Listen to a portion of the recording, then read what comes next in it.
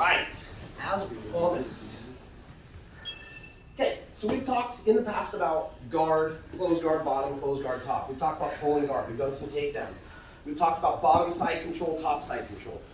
This week we're faced with a choice. I either give you guys something like knee on belly, top and bottom, which will be coming very soon, but a lot of times you guys have noticed in the process of breaking the guard and trying to pass, or I've established side control and I'm trying to get all my handles and they do something good, they bridge, they can't get all the way back to guard, they drive that knee through, and they settle for a half guard. Remember, half guard, I'm one leg in and I'm one leg out. I'm half in the guard and I'm half out of the guard. Simple, half guard. Now, without overcomplicating this, we're gonna focus on our traditional half guard today. There's gonna be a couple things I'm gonna point out with this part one, just so we can get kind of used to it, know my body positioning, and then we'll start running some moves after that. So as always, when we introduce a new position, we're gonna talk about the key points of what I like to call the retention. How do I get to this position and retain it, not move myself backwards down the ladder? I'm always trying to climb up, right? Climb up till I get to a dominant position like the mount or the back.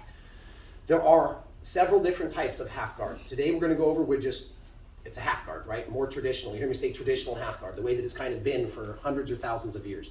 Later, we're going to get into unique types of half guard on the bottom, like Z guard or knee shield, 3/4 mounts, things that are still considered half guard. But today, let's go ahead and start from position number one. So, we're going to be working the top half guard. What do I do when I'm the top player on half guard? How can I finish my passes? But I can't finish the passes until I know how to what? Retain my position so that I don't get worked back into a full guard. So for today, a lot of this stuff should be fairly familiar if we've been paying attention over the last few weeks. I'm half in his guard and half out of his guard. Now, let me explain the knee thing very first, okay? So the first one, a little more talk heavy and a little position, but position number 2 and 3 today, we're gonna move over this pretty good. Right now, a lot of times we're in a traditional half guard, my knee pinch is above his knee. This is gonna be good for me the vast majority of the time. If he has his knee out, even though, go ahead and leave this open just for a minute. Even though I'm half in his guard and I'm half out of his guard, I'm under the knee. He's got an extra joint, an extra shield to be able to push me off. I don't have as much control over his body. So the idea from the half guard today, and we'll discuss this a little bit more as the week goes on, this is what I call the bad half guard for me. Yes, I'm in a half guard, but I'm under the knee. He's got an extra joint and more framing that I have to deal with. Just like if I'm down, he gets his arms in between to frame my weight off. He can do the same thing by bending this knee. Now I can't get to his head as easy, I can't control him. So, today, we're not gonna talk about gobbling up the knee yet, but for today, make sure that when I'm in a half guard, I'm always above his knee. Now my 2 knees are pinching on the thigh. All right, I'm gonna come back to the legs here in just a minute. With a half guard, I'm not quite like in a full guard where I'm at a side control where I'm at a 90 degree with him. I'm a little bit more of an X. I'm kind of at this angle. So I have to really make sure to retain this position that I'm doing a couple things that we normally do anyway. I've got the head, but I don't just have the head. Remember, we've been talking about developing our shoulder and turning his chin away from my hips. If I put a bend in his spine, he is not nearly as strong. So while I have a cross face and an underhook, the same I would if I was in side control, I need to really focus on being above the knee, using my shoulder to turn him away. So a lot of times this is gonna be, I'm gonna get my elbow in, and if my shoulder is too high to turn his chin, guess what I do? I'm gonna back it off, put my shoulder, and I'm gonna roll it. So this one, I'm pushing my shoulder a little farther forward. Today, underhook, same as always. I need to have a good underhook, okay? There's different ways that we can fashion our hands together, and it's gonna depend. One thing I never like to do is an S grip, where I'm finger on finger. When I'm in half guard, there's 1 of 2 things that we're gonna do the majority of the time to start with. I'm gonna be in a gable grip with no thumbs. Number 1, so I can really exaggerate that shoulder and have a nice tight underhook. Number 2, I'm pushing that shoulder forward. And number 3, I wanna make sure that both of his shoulders are on the ground. If Aaron can start to rock and roll, this is not good for me, right? So while I'm crushing the chin, digging the underhook, fixing my hands, I need to make sure that my chest pressure is heavy. Now we're gonna rotate a little tiny bit. Let's go back to the legs before we run part 1. If my legs are open like this, am I in a half guard? Yeah, I'm still in a half guard, I'm half in his guard and half out. But the more I'm opening my legs, it allows Aaron to escape his right leg, put me in full guard. Boom, I'm trapped back in the guard. So, our number 1 drill we're gonna run today is simply retention. I wanna make sure and turn the shoulder, get a deep underhook, keep chest pressure down and my head low, but the whole time I need to be pinching his legs, because if I open my legs, he's gonna be able to retain a guard. That's not good for me, that's good for him. So we wanna be above the knee, pinching, feet on the floor to begin with, cross face, control the chin, and keep him on 2 shoulder blades. Let me do that here, okay? Later we can talk about triangling my legs and opening my base a little bit, but for right now, we won't worry about crossing our feet. Pinch knees, feet flat on the floor, turn the shoulder, get the underhook, and keep them here, okay? Very first drill we're gonna do, top player, gonna get into a good smashing half guard above the knee. Bottom player, you're just gonna wiggle for 15 to 20 seconds. My job is to try to not let them get off on their shoulder. If he does start to lift this shoulder up, I'm gonna drive him back down and make sure that my shoulder is staying tight. Keep them flat on the mat, like this is wrestling, and I'm trying to pin my partner, okay? So, last time, here's my partner, Wednesday there. I need to go to the half guard position. I'm gonna make sure I'm above the knee, pinching.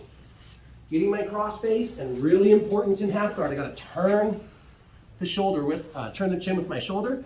I'm here, I'm gonna stay nice and tight, and I'm hugging him, keeping my elbows in, okay? He wiggles for 10 or 15 seconds. If he's threatening to roll me this way, I just move my elbow out. If I keep it here, out. Okay, in and out, he threatens to roll me away, elbow comes up from my base. Pretty simple stuff, we'll just work on retention for the first part, all right? If you have any questions, I'll be around. Let's do it like this. You go for like 15, 20 seconds, and then I want the player on top to work the other half guard. 15 or 20 seconds, and then switch top to bottom. Ready? 1, 2, 3. Okay, so now we're gonna start the same. Bottom player.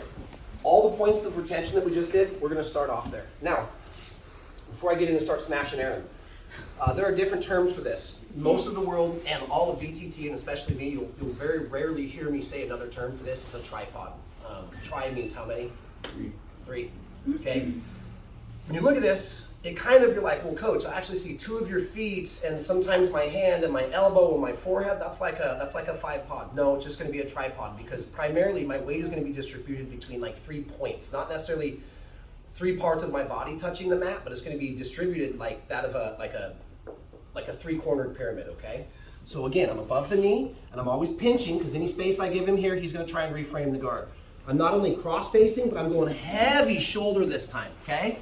And my underhook. And let me re-explain something real quick. I might have my elbow in nice and tight to smash him. As long as Aaron's looking this way, it's going to be hard for him to buck me back this way. And if he does, I can take this foot, and instead of keeping it here, if he threatens this, I can kind of cant it out here as my base.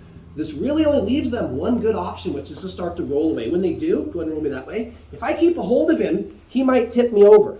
But even though I have my gable grip, or later we're going to be talking about grabbing the gi and pulling him in nice and tight. But for today, let's keep it simple and clean. I'm in here, I smash. This is not going to be very good for him. So when they threaten to roll away, watch my elbow. Right now it's on his body, threatening to roll me towards the banner. I bring my base out. Okay, he resets.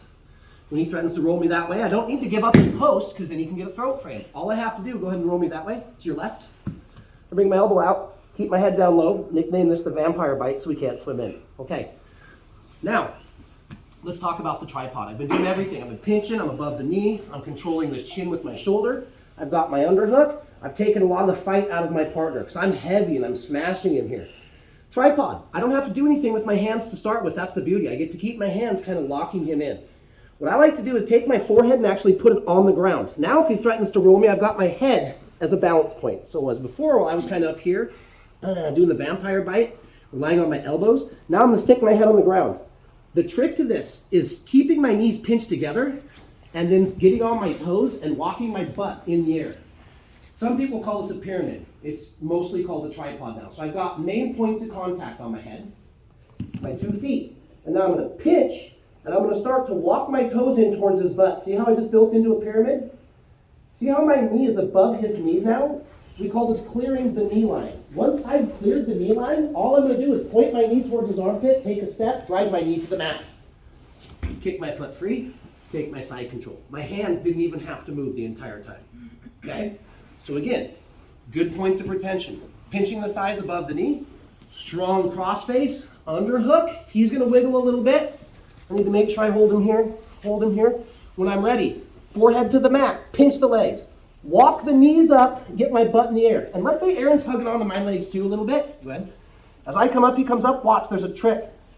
You guys remember the Harlem Shake video where they just twerked? We literally call this the Harlem Shake. So if he's holding on to me and I can't clear the knee line, watch what's going to happen. I'm going to shake a little bit. This friction is going to move him down under. I step, cut my knee, take my side control. I don't even have to fix my hands. They're already ready to go. Very last time. Smash the shoulder.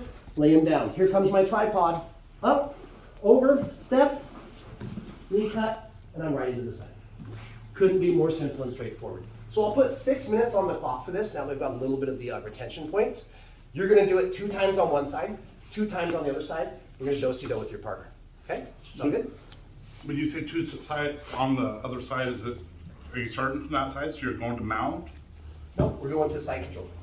Knee So cut you're to just side starting on control. the other side, one side. So let's run this. Looks like this. 1, 2. Now I'm gonna go the other. Switch. 1. Okay. If he's hold on to the knee, shake. Knee cut. Side control. Now it's Aaron's turn. Twice starting on this leg, twice starting on this leg, and then flip. Sound good? Ready? 1, 2, 3. Okay, part 3. Very small step ahead of where we just were. This is not something totally different. We're going to add something that comes up very common. When I establish top side control, all of my retention points, and I decide, hey, I'm going to use my tripod pass series. I put my head to the ground. I start to walk my toes in. I get my butt up. If they're up above my knee, I've got to shake them down, clearing the knee line, getting them under my knee. But now, as I start to drive my knee to the side and do a knee cut, something's going to happen. It's just flat out going to happen. Even new people should know enough to do this if you've been on the mat for a couple weeks with a good place or a couple months if it's not a good place. He's going to hold on to my ankle. Technically, go ahead and go on your back. Just trap my ankle. This is still considered a half guard because I still have a foot. Even if it's a toe, it's still going to be considered a half guard. So let's say this is in a tournament and somehow we end up in this goofy position. I don't get any points until my foot is totally free and I'm controlling him to the side. Okay. So what's going to happen is as I run this tripod, it's very common for the bottom player, knowing that they're going to give up points if I get my foot totally free, they hug onto that ankle for dear life. All right, now we're going to go with something, we're just going to kick the knee. Technically, I'm not karate kicking them, I'm going to push. A lot of people are going to call this a kick, so I'm going to actually have you rotate this way, Aaron. Okay, so here I am, above the knee, good thigh pinch. I've got the cross face, good shoulder control. That keeps him from bridging back into me very strong, and if he does, I can move my foot as a balance point, okay? I don't have to cross my legs yet. We'll talk about that later. So I've got shoulder control, underhook. I've kept them flat on their shoulders. Now I'm going to build up to my tripod. Head comes to the ground. I'm still pinching. I'm walking my legs in, and if he's here, I'm going to shake him a couple times. Now as I take a step and I go to drive my knee, see how he's still hanging onto my ankle? I can sit here and try and pull it out. There's a couple little tricks here. They're not hard. We just got to remember the process. So number 1, if my foot is flexed with my toe towards my knee, this creates a hook. This is hard for me to pull out. So the very first thing we're going to do is point our foot, okay? The next thing, I've got one free leg. I should still be controlling the chin with my shoulder. I'm going to use the bottom of my foot to find the top knee, okay? So I'm going to bring it back. If I have to feel around, here's the top knee. I'm not going to kick it down because this actually helps him trap my heel. I'm going to come to the inside. I'm going to kick his his knee towards the ceiling to open up the bear trap that my leg is stuck in. Since I'm pointing my toe, slap my toe to the mat. Now I take my standard side control.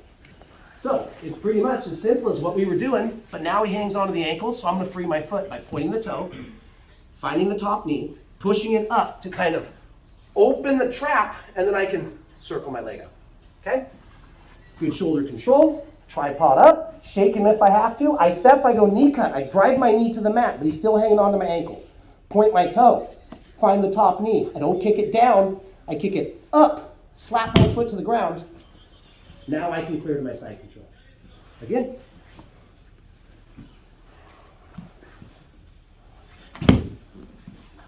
Last time.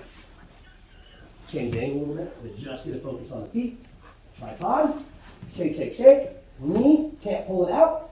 Point the toe, find the top knee, open the bear trap, slap the foot, come to regular side control. Pretty simple stuff, right? It's gonna happen. People will trap your foot there, so we gotta be prepared for it. Show me your hands. 1, 2, 3. 6 minutes.